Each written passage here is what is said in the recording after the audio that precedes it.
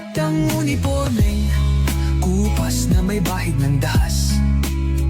Dudublihin ko sahod nyo, wag na kayo lumihis ng landas. Hulihin nyo mga gumagawa ng masama, kahit pangalan ko nakataya. Akong bahala sa kaso nyo, basta kayo ang nasa tama. Pero ano ang isinukli?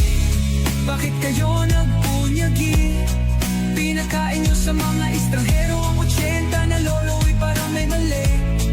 Pagkatapos angat ang inyong moral na dating mabababa. Grabe ang isinukli, parang dumukot ng tae. Tapos nilagay sa kamay, sabay sampal sa kanyang mukha. Mahal ko ang Pilipinas, di ako papaapi. Ipinanganak ako sa bayang mapagtimpi.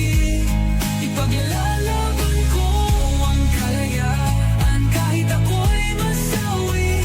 Sisikat din ang araw, muli tayo magsasamang nakangiti.